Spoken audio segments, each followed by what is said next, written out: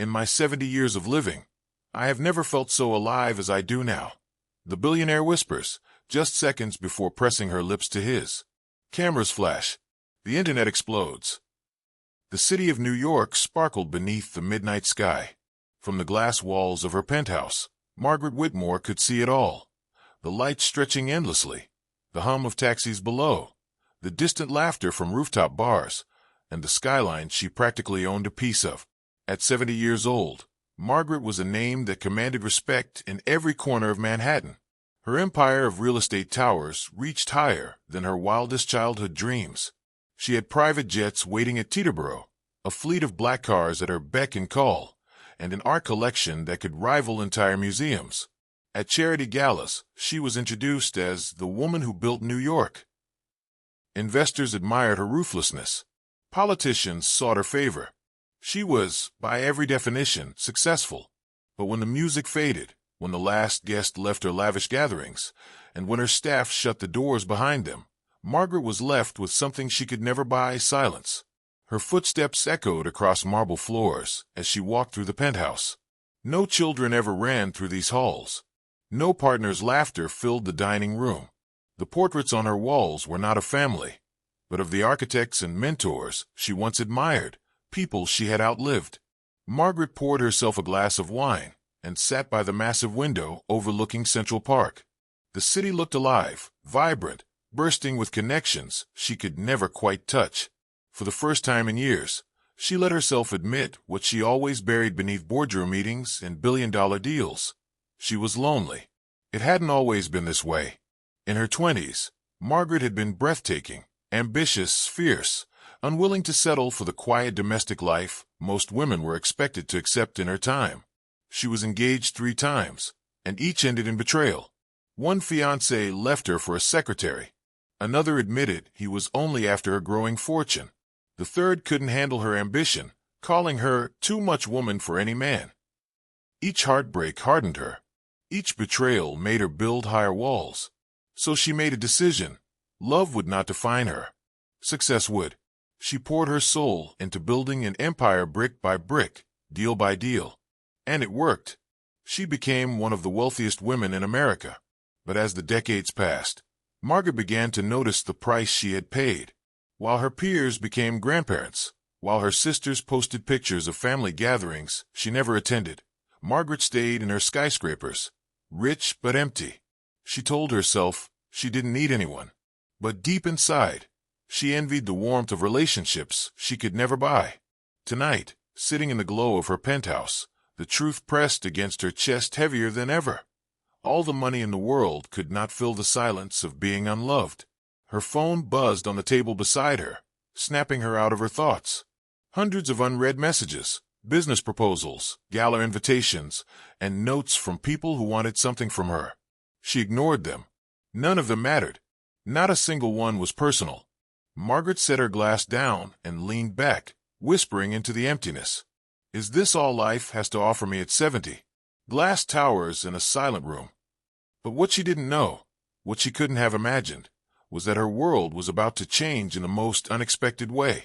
And it wouldn't come from the boardrooms of Manhattan, but from a message she'd soon receive from a boy halfway across the world.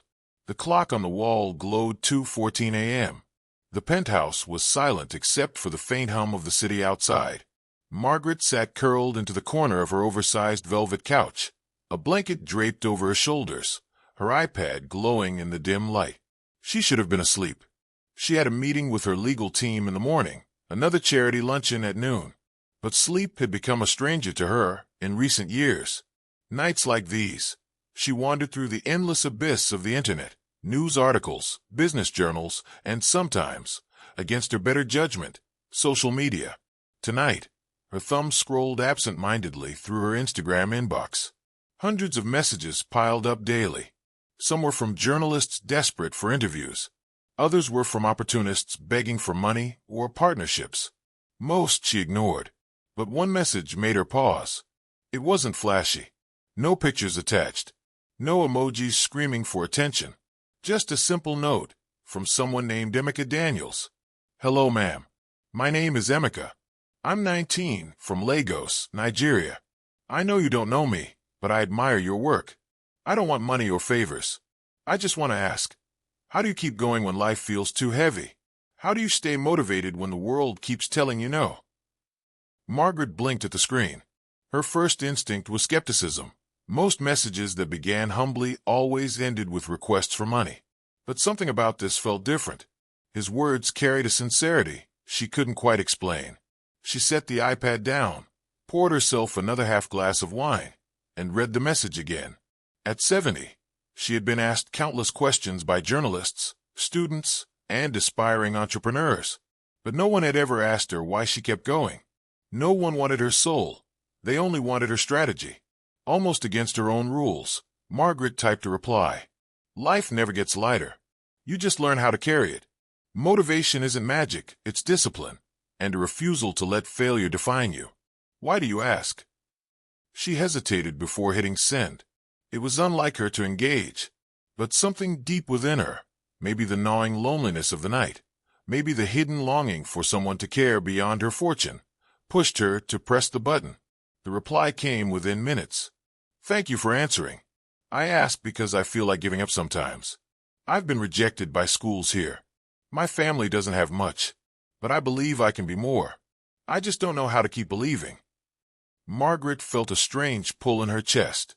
His words reminded her of herself decades ago, when she was the only woman sitting at a boardroom table full of men waiting for her to fail. She remembered the sting of rejection letters. The door slammed in her face. So she wrote back again. Then he replied, and before she knew it, the minutes stretched into hours. They didn't talk about wealth or business deals. Instead, they talked about dreams, resilience, and the loneliness of wanting more out of life than what the world seemed willing to give. Margaret found herself smiling, actually smiling, at his youthful ambition. He was 19, full of hunger for a better life, yet carrying a maturity that most men twice his age lacked. He wasn't charming her. He wasn't trying to impress her. He was simply being real. By the time dawn began painting streaks of light across Central Park, Margaret realized something startling. This young stranger from halfway across the world had managed to make her feel seen. That night marked the beginning of something she could not yet name. What she didn't know was that this humble, polite message, the kind she almost ignored, was about to unravel the silence of her life in ways more powerful than she could ever imagine. Days turned into weeks. Weeks blurred into months. What began as a single midnight exchange on Instagram blossomed into something Margaret never expected, a ritual. Every night, no matter how exhausting her schedule, she found herself reaching for her iPad. It was as though the weight of her empire melted away the moment she saw his name flash on the screen. Emeka Daniels. He would type long, thoughtful messages about his day in Lagos, about the crowded streets where he grew up, where the smell of roasted corn filled the air and street vendors shouted to be heard above honking cars. He told her about his small apartment, where power outages were frequent, and his mother's sacrifices to keep food on the table. He spoke of his dream, to study abroad, to make something of himself beyond the limitations life had drawn around him. Margaret, sitting in her Manhattan penthouse overlooking Central Park, found herself leaning closer to every word, her heart tightening with each story. For the first time in decades, she was listening not as a tycoon, but as a human being. One evening, Emeka's message struck her deeply. Sometimes I feel like I don't belong here. Like I was born for more, but the world won't let me through the door. Do you know what that feels like? Margaret's hand trembled slightly as she typed back. Yes, I know it well. When I was your age, I sat outside meetings I wasn't invited to, waiting for men twice my age to notice me. They told me I didn't belong in their world either, but I refused to leave. For the first time in her life, she told someone about her regrets, about how she had spent 70 years conquering the skyline of New York but had never conquered her own heart.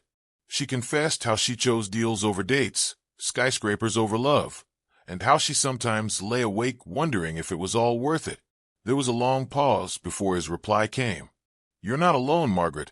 I may not have your wealth, but I know the emptiness of standing on the outside, watching life happen to other people. Maybe that's why we understand each other. The words made her inhale sharply. She hadn't realized how desperately she needed to hear that. That someone, somewhere, understood her. It was during one of these late-night exchanges that something remarkable happened. Emeka sent her a voice note. She hesitated before pressing play, nervous to hear the voice of the boy who had suddenly taken residence in her thoughts. His voice was warm, deep, and sincere, carrying that Nigerian lilt that made even the most ordinary words sound alive. He laughed nervously at the beginning, but then spoke about how he had been rejected again by another scholarship program. His laughter quickly turned into frustration, then into hope as he promised himself to keep trying. Margaret laughed, really laughed, for the first time in decades.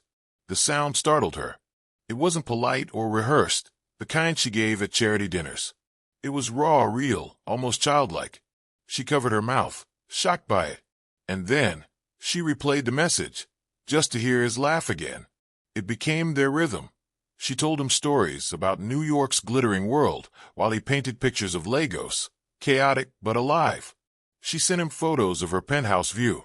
He sent her snapshots of crowded streets, dusty football fields, and sunsets so vivid they looked unreal. The more they shared, the more the line between their two worlds blurred. Somewhere in that exchange of words and laughter, Margaret felt something quietly stirring inside her, something she thought had long since withered. Could it be? Could she, at 70, feel something she had given up on decades ago? She shook the thought away, but the question lingered in the silence of her penthouse. And as the days rolled on, the suspense grew, not just for her, but for anyone who might have stumbled upon their messages. Because what was happening between a billionaire tycoon and a boy from Lagos was no longer just friendship. It was becoming something more, something the world would never expect and would never forgive without judgment. Margaret Whitmore was not the type of woman people often saw smile.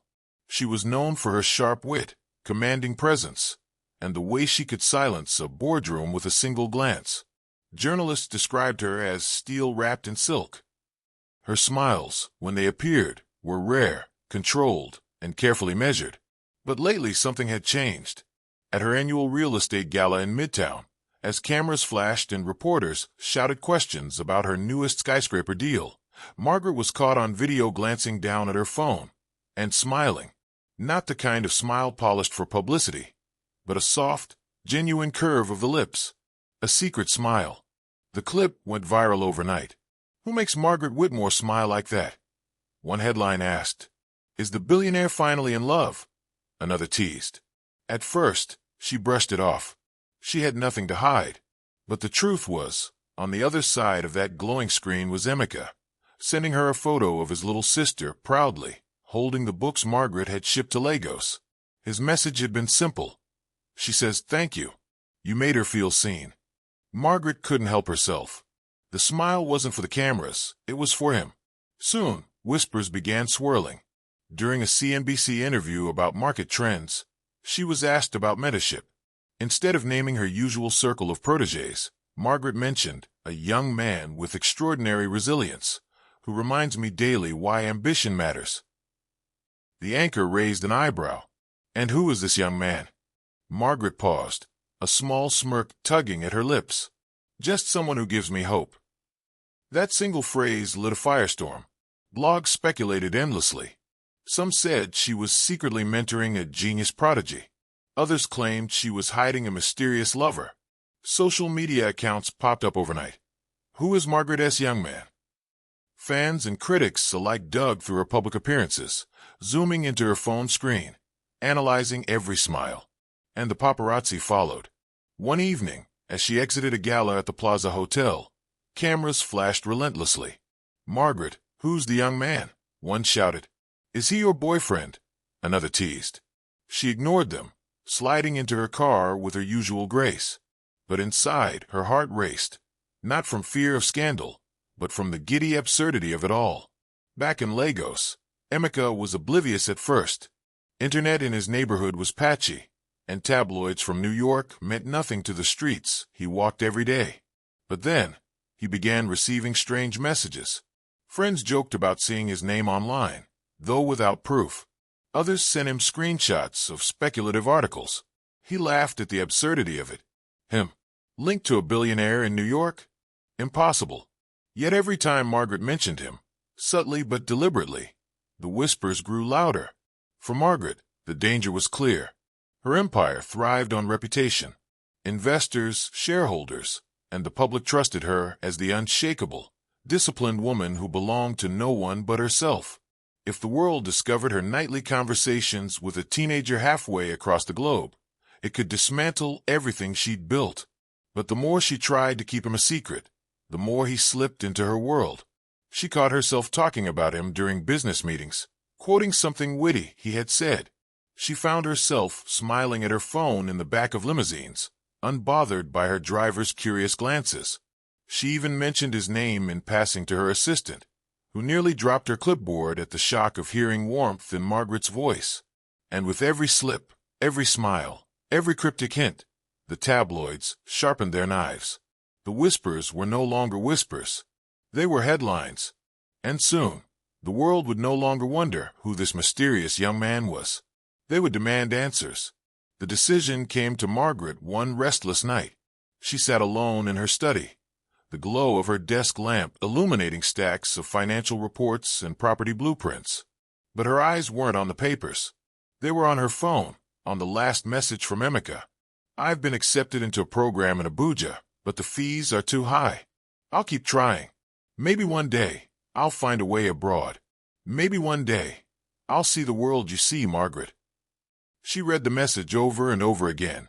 A familiar ache stirred in her chest. She knew the sting of doors closed because of circumstance, the frustration of knowing you were capable of more, but denied the chance to prove it. For 70 years, Margaret had built an empire by pulling strings. She had lobbied mayors, bent zoning laws, and swayed investors. Power to her was never just money, it was access. And for the first time in decades, she wanted to use that access not for herself, not for her company, but for him. The next morning, she made calls. Quietly, discreetly.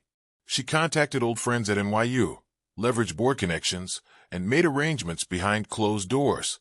Weeks later, the letter arrived, an official scholarship acceptance for Emeka Daniels, with additional support funded quietly by the Whitmore Foundation. When she told him over a video call, his reaction broke her.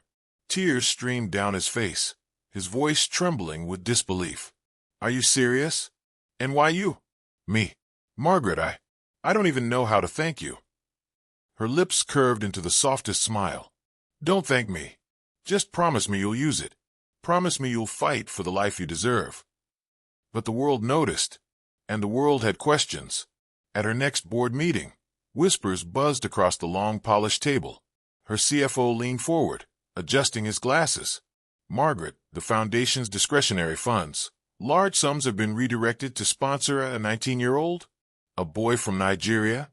Can we ask why?" Across the table, one of her longtime investors raised an eyebrow. "Is this philanthropy or something else?" Margaret held her ground. Her voice was calm, firm, unshakable. "Because he believes in me when no one else did. That's why." The room fell silent. No one dared challenge her directly, but the skepticism in their eyes was unmistakable. Outside the boardroom, the whispers grew louder. Business magazines questioned her judgment. Social media speculated wildly. Why would a billionaire pour her resources into one teenage boy? Theories spread, everything from secret mentorship to scandalous romance. Even her family, distant cousins and greedy relatives who rarely called unless it was about inheritance, began to probe. One particularly venomous cousin sent her a text. "Careful, Margaret. People are starting to talk. Your legacy is at stake." But Margaret didn't flinch. For the first time in her life, she didn't care about legacy or reputation. For the first time, she cared about someone else's future more than her empire. When she called Emeka to tell him his visa had been approved, he couldn't contain himself. He jumped up and down in his small living room, his laughter echoing through the speaker. Margaret found herself laughing too. Not the polite laugh of a billionaire entertaining guests, but the unrestrained laugh of a woman who felt alive. What neither of them realized was that this bold step would draw them out of the shadows and into the spotlight. The whispers would soon become headlines. The speculation would soon turn into scandal. And everything would come to a head the moment Emeka landed in New York City. Margaret stood at the VIP arrivals gate of JFK Airport, her heart thundering in her chest. At 70 years old, she had negotiated billion-dollar deals, faced ruthless competitors, and stood at podiums before thousands. Yet nothing, absolutely nothing, had made her palms sweat like this moment. She clutched her designer clutch bag tightly, her reflection catching in the glass as she adjusted her silk scarf. For the first time in decades, she wasn't Margaret Whitmore the mogul. She was just a woman, trembling, waiting. Then he appeared. Emeka walked through the sliding doors, suitcase rolling beside him, wearing a modest jacket she had sent him weeks ago. His face lit up the second he spotted her in the crowd. And in that moment, time itself seemed to hesitate. The bustling airport around them, tourists rushing, families reuniting, cameras snapping, blurred into the background. Their eyes locked. Margaret took a step forward, then another, her breath catching as her carefully constructed walls crumbled. He dropped his suitcase, arms instinctively opening, but before she even reached him, tears blurred her vision. For so long, her life had been luxury without warmth, wealth without touch. Now here was someone who had seen her soul through nothing but words on a screen. She stopped in front of him, her voice barely above a whisper. "In my 70 years of living," she said, trembling but resolute, "I have never felt so alive as I do now." Gasps rose from the crowd. Phones lifted. Flashes went off. And then, defying every expectation, her own most of all, Margaret leaned forward and pressed her lips against his. Soft, hesitant, but real. Her first kiss. The world seemed to erupt around them. Paparazzi cameras went wild. Strangers clapped, others whispered. By the time they pulled away, the internet was already exploding. Hashtag Margaret and Emeka trending worldwide within minutes. But for her, none of that mattered. In that kiss, she hadn't just kissed Emeka. She had kissed 70 years of loneliness goodbye. The kiss had barely dried on their lips before it set the world on fire. Within hours, social media was in meltdown. Twitter feeds exploded, TikTok stitches multiplied, and Instagram Reels replayed the kiss from shaky cell phone videos taken at JFK. Half the world cheered. "Love knows no age," they posted, pairing their words with heart emojis and montages of famous couples. Some called it revolutionary, proof that love could blossom in the most unexpected of places. But the other half was vicious. Headline screamed, "Billionaire widow, 70, caught kissing teen boy." Talk shows debated her morality. Podcasts labeled her a manipulator. The loudest voices online were cruel. "She's a predator. He's just a kid. This is disgusting." Cruel voices came after him too. "He is after her money. Don't trust Nigerians at what they do. You will get scammed." Memes spread faster than wildfire. Photoshopped images mocked them both. Margaret as a vampire sucking youth. Emeka portrayed as a gold digger clutching bags of money. Overnight, they had become the internet's most polarizing couple. The damage extended far beyond the internet. In Lagos, Emeka's friends bombarded him with calls. Some laughed. "Bro, you really bagged a grandma billionaire?"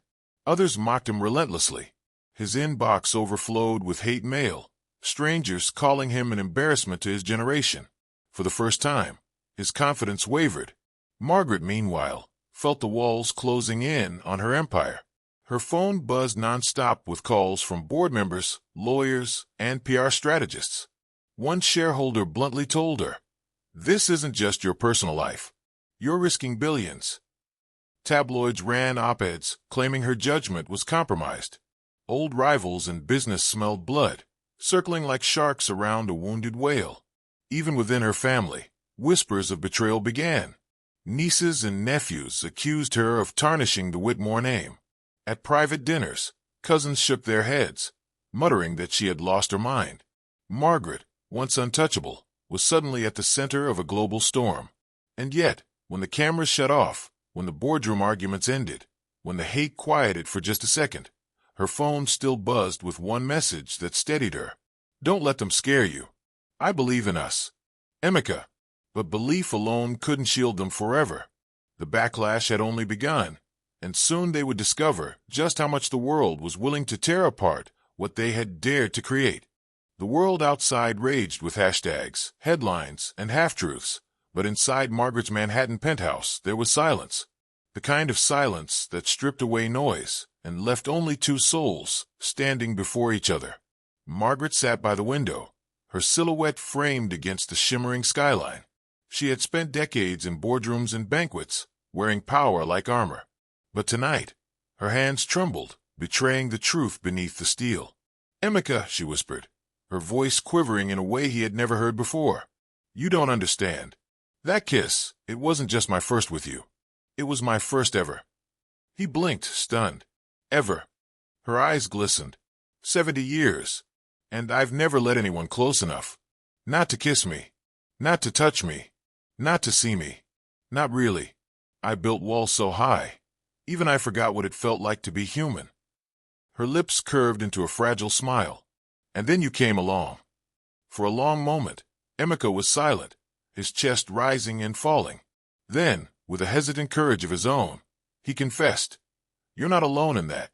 I've never been with anyone either. Back home, people teased me for being too serious, too focused. I told myself love was a distraction. But with you, I feel like it's the first time I'm living."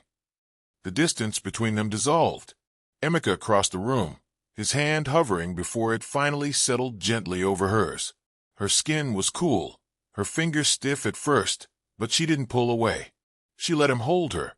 Margaret's breath hitched. "I'm scared," she admitted. "Not of them. Not of the world. But of what I don't know how to give." He leaned closer, his tone soft, reverent. "Then let's learn together." And so they did. Not with haste, not with hunger, but with trembling patience. Every touch was tentative, as though each was afraid the other might vanish. When his lips brushed hers again, there was no camera flash, no crowd, only the quiet thunder of two lonely hearts colliding. They shared their first night, not as a billionaire and a boy, not a scandal and headline, but as two souls stripped bare of the world's expectations. Intimacy became less about flesh and more about the raw confession of loneliness, about daring to let another human see the scars time had hidden. Suspense hung in the air, because with every tender kiss, with every shaky breath, with every whispered promise, one question pulsed in the silence. Could this fragile love survive the storm waiting outside their door? The storm finally reached its peak. Margaret sat in the oak-paneled boardroom of her company headquarters, the weight of a dozen hostile stares pressing down on her. Men and women who had once applauded her brilliance, toasted her vision, and followed her lead now looked at her as if she had become a liability. "Margaret," one board member said sharply, adjusting his glasses, "this situation with the boy has gotten out of hand. Our stock is slipping. Our partners are uneasy. Unless you make a public statement, ending whatever this is, you risk removal as CEO." The words cut deeper than any headline could. End it. As if Emeka was just another acquisition she could divest from when convenient. Her jaw tightened. "He's not a scandal. He's a person." A woman at the far end scoffed. "He's a teenager from Nigeria. You're 70. Be realistic, Margaret. The world doesn't see love. They see weakness, predation, ridicule. End it, or the company ends you." The ultimatum hung heavy. Meanwhile, across the ocean in New York, Emeka was facing his own test. A sleek black car had pulled up beside him outside NYU. Two men in suits stepped out, their words as sharp as their smiles. "Listen, kid," one said, sliding an envelope into his hands. $500,000. Cash. Walk away from her. Say you made a mistake. Start fresh. No one will ever know. Emeka's chest tightened. $500,000? That was more money than his entire village could dream of in a lifetime. His mother's voice echoed in his head, reminders of duty, of dignity, of family back home. But then he remembered Margaret's trembling hand in his, her whispered confession. "In 70 years, I've never let anyone this close." He shoved the envelope back at them. "Tell whoever sent you, I'm not for sale." Later that night, Margaret and Emeka met in private, both shaken, both carrying the weight of betrayal from those who should have stood by them. "They want me to choose between you and everything I've built," she whispered, her voice cracking. "My company, my reputation, my name. 70 years of sacrifice. And they want me to betray you for money I could use to change my whole family's life, Emeka admitted, his eyes glistening. But I couldn't do it. Not after everything we've shared. The silence stretched, filled with the enormity of the decision before them. Margaret's hands trembled as she reached for him. We're standing on the edge, Emeka. If we keep going, there's no turning back. No comfort, no safety, no pretending. He held her gaze, steady, unflinching. Then let's fall together. Let them take everything. As long as I have you, I won't be empty. Her lips quivered into a fragile smile, tears spilling freely. For the first time in decades, Margaret realized she wasn't fighting to keep her empire alive. She was fighting for her heart. The world demanded they walk away from each other. Instead, in that fragile, defiant moment, they chose love, whatever the cost. The decision was made. No more hiding. No more apologizing. Margaret and Emeka walked hand in hand through JFK Airport, cameras flashing like lightning around them. The crowd erupted as though they were celebrities stepping onto a red carpet. Voices shouted questions, some cruel, some curious, but Margaret didn't flinch. For the first time in her 70 years, she wasn't shrinking into the shadows of expectation. At the gate, just before Emeka boarded a flight back to Nigeria for a family visit, Margaret did something she had never dared before. She kissed him. Not a timid brush of lips.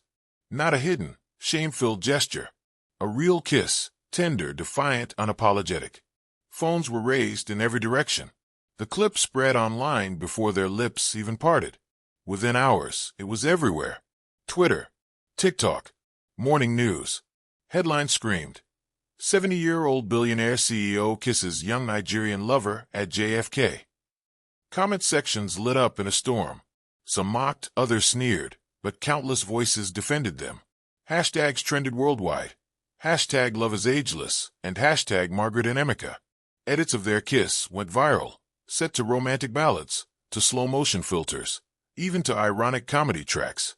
But through the noise, one truth rang louder than the rest. People couldn't stop talking about them. Margaret sat in her penthouse later that night, watching the endless stream of clips and memes. Instead of shame, she felt something she had never known before: freedom. For 70 years, she had built empires, carried reputations, and bowed to expectations. And now, at last, she was living for herself. Across the ocean, Emeka stood in his village under the wide Nigerian sky, scrolling through the same clips on his phone. His friends teased, his family worried, strangers whispered, but his heart was calm. He wasn't just Margaret's secret. He was her choice, her partner, her future. And the world could do nothing to erase that. Together, they had become a phenomenon, a love story that refused to fit neatly into society's rules. They were envied, judged, admired, condemned, yet unshaken. The world judged them, mocked them, envied them. But in the end, love won. And for Margaret, 70 years wasn't too late. It was right on time.